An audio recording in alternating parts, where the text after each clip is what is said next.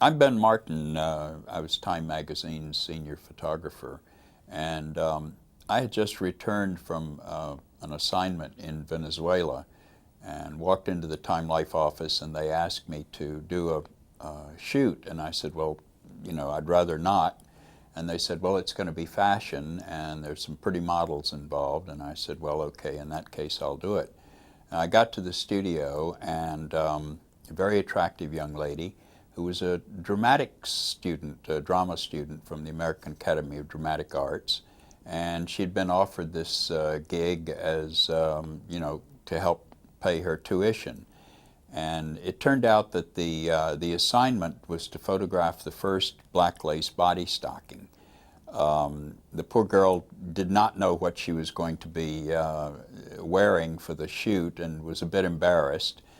We did the shoot, turned out very well, and the stylist asked me if I would give this young lady a ride back to Midtown Manhattan.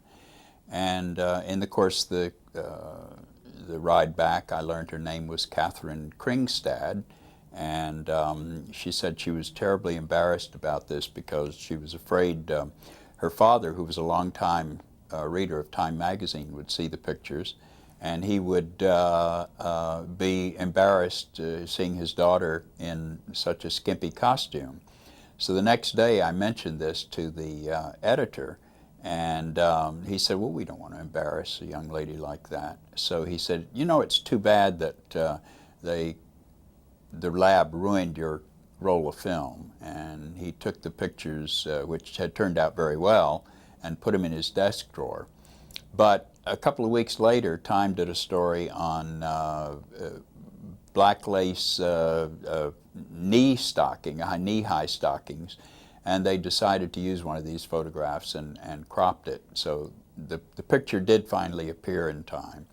But it was my introduction to Catherine Kringstad, who later became Catherine Lee Scott. Catherine finally got a nice gig on Dark Shadows, and we continued to date. I traveled a lot. I was out of the country much of the time. But when I was in New York, quite often Catherine would call me and tell me that we're going to do a special makeup today, or we're going to do special effects, or we might have a guest star on. And the Time Life building was only about 4 or 5 blocks from her studio. So if I wasn't on assignment or wasn't working, I'd grab a camera and walk over. By this time, I'd met Dan Curtis and most of the crew and the other members of the cast. So I was welcomed in, and I used to shoot pictures primarily for Catherine's sort of family album, because ABC and any of the other television networks didn't feel that soaps were that strong, and so they didn't need publicity pictures. Occasionally they'd come in and do a portrait session with the stars, and that was about it. But they didn't have regular photographers working on the set.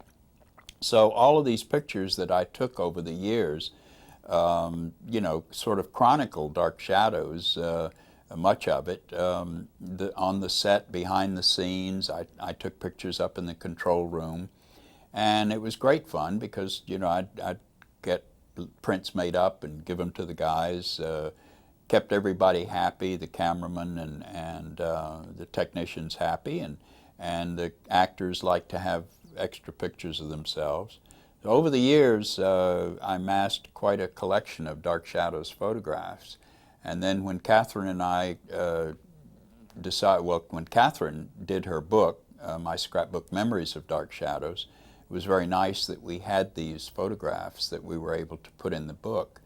And the book was a success, so Catherine and I decided to start Pomegranate Press.